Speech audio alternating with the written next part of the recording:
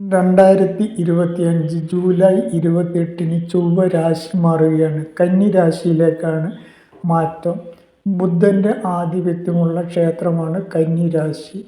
ബുധക്ഷേത്രമായ കന്നി രാശിയിലേക്കാണ് 2025 ജൂലൈ 28 വന്നു ചേരുന്നത്. ചൊവ്വ കന്നി രാശിയിൽ വരുമ്പോൾ ശനിയുടെ 7ാമത്തെ രാശിയിലുള്ള ദൃഷ്ടി കന്നി രാശിയിലേക്ക് പതിയുന്നുണ്ട്. രണ്ട് പാപഗ്രഹങ്ങൾ തമ്മിൽ പരസ്പരം ദൃഷ്ടി ചെയ്യുന്നത് അത്ര ഗുണകരമല്ല.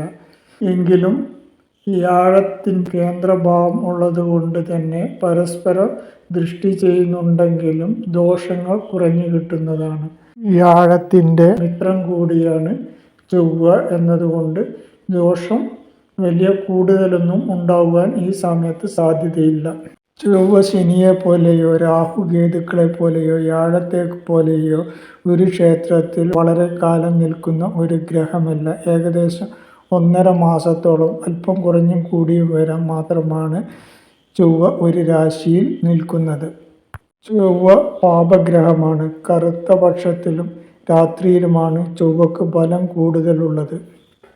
ചൊവ്വയുടെ കാരകത്വം ഭൂമി, ക്രൂരത, ശത്രുക്കൾ, കള്ളം പറച്ചിൽ, വീര്യം, രോഗം, സഹോദരർ, മിത്രങ്ങൾ, അടുക്കള, സാഹസം, അഗ്നി, കള്ളന്മാർ, പരസ്ത്രീ ബന്ധം, ശരീരക്ഷതം, മുറിവ്, കോപം, സൈന്യം, ബലം, ആയുധം എന്നിങ്ങനെയൊക്കെയാണ് ചൊവ്വൻ്റെ കാരകത്വമായി ചിന്തിക്കേണ്ടത്.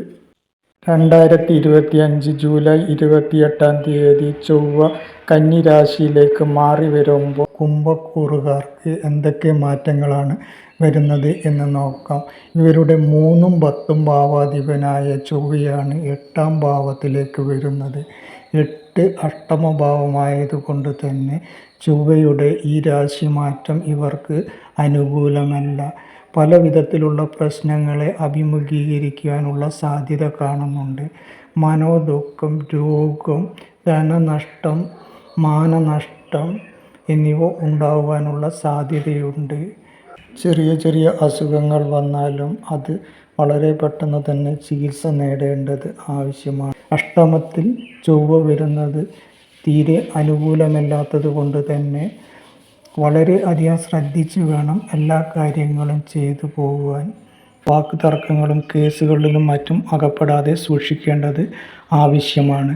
വിഷം ഏൽക്കാതെ സൂക്ഷിക്കേണ്ടതാണ്. പനി മുതലായ രോഗങ്ങൾ ഉണ്ടാകുവാനുള്ള സാധ്യതയുണ്ട്. വിഷഭയം, കേസ്, വഴക്ക്, സ്ത്രീകൾ മൂലമുള്ള കലഹം, ദോഷം എന്നിവ ഉണ്ടാകുവാനും സാധ്യതയുണ്ട്. അന്യരെ ആശ്രയിക്കേണ്ട സന്ദർഭങ്ങൾ ഉണ്ടാകാം. സ്ഥാനഭ്രംശം, വീട് വിട്ടുള്ള താമസം എന്നിവയൊക്കെ ഈ സന്ദർഭത്തിൽ ഉണ്ടായേക്കാവുന്നതാണ്.